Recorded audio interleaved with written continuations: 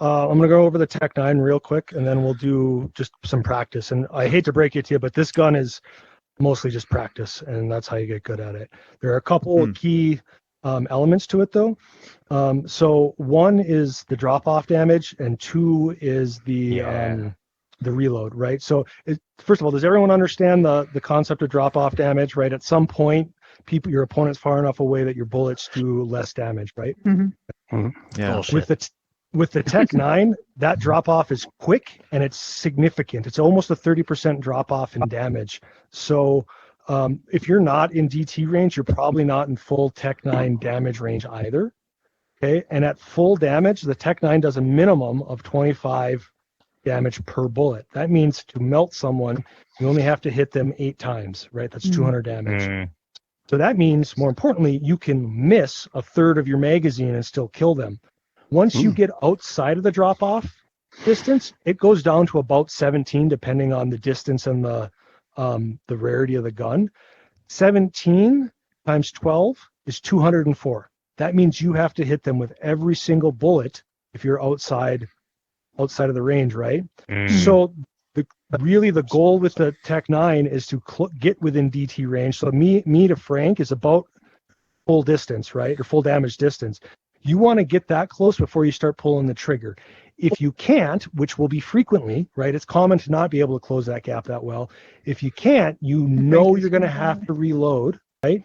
So if you're going to shoot, you need to mentally prepare for that reload, right? So it's like shoot, step back behind cover and reload, and then shoot again. That's really important with the Tec-9. And when you get melted by it, it's because they close that gap on you and hit you with all the bullets. The other piece to that is the reload, and this is what most people struggle with early on is the reload. What I really recommend with the reload is to not practice it by your belly button. Everyone wants to run around and two-hand this gun when they're in pregame lobbies or when they're in the training park, and that doesn't do you any good in real life scenarios. So when you're practicing the reload, which I hope you will, do it when you're like flinging off of stuff, when you're shooting behind you like this. Don't just practice, because you very rarely are going to use this in a two-handed situation when you are within that full damage range. Okay, you're almost always moving and peeking and climbing.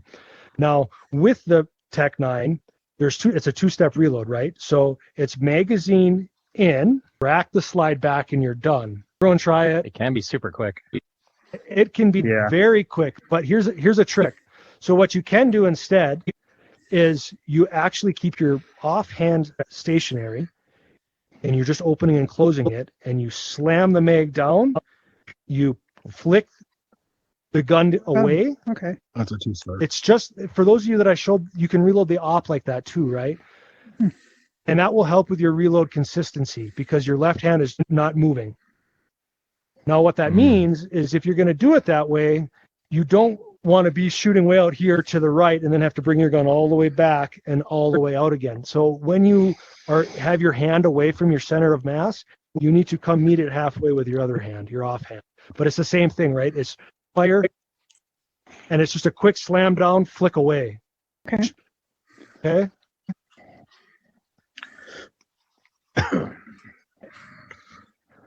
So practice that this is something you can be doing in every pregame lobby. All right, now the one other thing I'm going to say, and this holds true. Hang on, guys.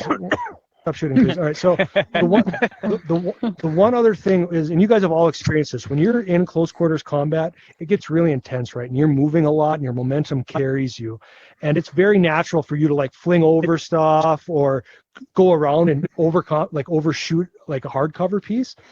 And your opponent's going to do that too, right? It gets heated and you get moving. And what I want you guys to think about when you're in that moment is flying to something and then just holding your peak, right? Once you get the momentum moving, if you can hold your peak, it's really hard to hit you because the weapons you'll be fighting against are probably a DT, an M10, or a P90, right? Those are the only things that can compete up close with the Tec, and they are terrible for hitting peakers, right?